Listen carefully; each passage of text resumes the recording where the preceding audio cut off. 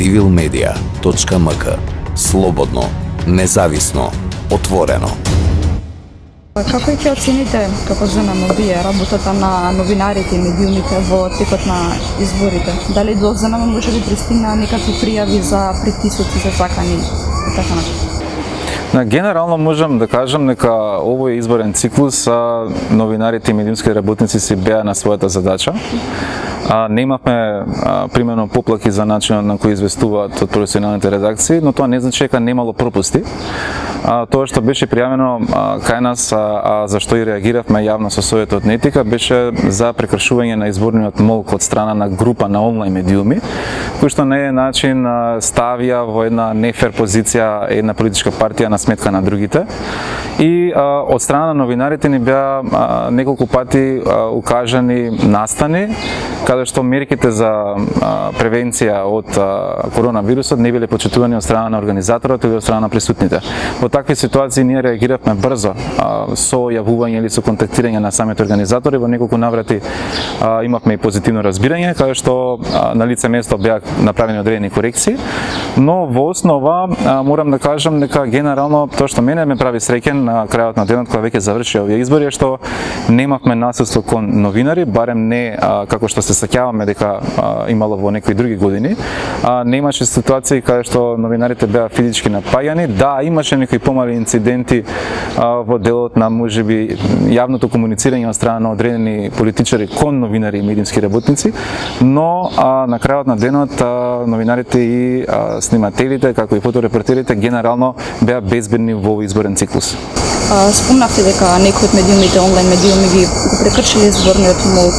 Дали како ќе постапи ЗНМ во однос на тоа покрај соопштението и дали ќе направите нешто повеќе околу тоа? Имаме интерна дискусија во рамки на Сдруженијето на новинари, се координираме со Советот на етика. Познато ви е дека лани во 2019 година ние го формиравме и го промовиравме регистарот на професионални онлайн медиуми, каде што моментално над 100 онлайн медиуми се членки на овој регистар, каде што треба да исполнуваат одредени услови.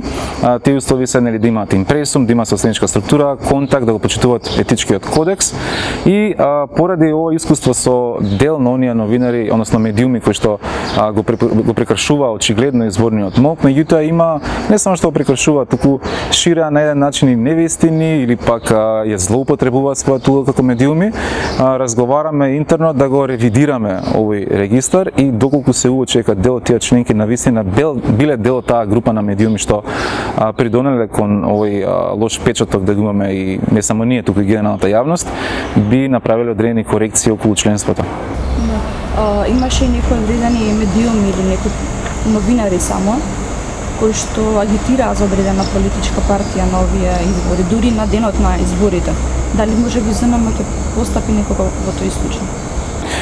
Не сум сигурен за кои новинари станува збор, не можам да кажам дека немало такви ситуации, имало и во минатите години. Најчесто тоа било случај кога новинарите преку своите социјални профили на Facebook или на Twitter имале елементи во своето изразување да ги насочуваат гласачите или публиката кон кои да гласат или да фаворизираат одредена партија.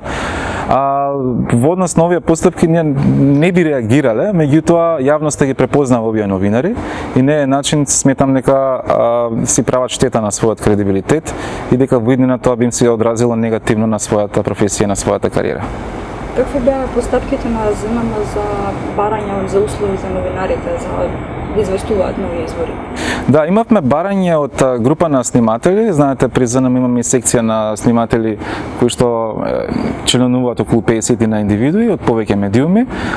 Тие исто така барање се совпаѓа со барање на индивидуи, неколку новинари од разни медиуми, а тоа беше да инсистираме на еден начин кон политичките партии, кон Државната изборна комисија, меѓутоа и кон оние неколку граѓански организации што се бават со мониторинг на изборниот процес и на изборната кампања, да јавните настани кои ги организираат за медиумите пред се да бидат организирани на јавен простор и во услови кога нема можност да се организираат на јавен простор, да бидат организирани во големи простори каде што ќе се запазува физичката дистанца и ќе се почитуваат препораките да нема непотребен контакт помеѓу снимателите, новинарите и присутните лица на овие настани, а со цел да нашите колеги бидат побезбедни во контекст на пандемијата која што се случува, дури разговараме.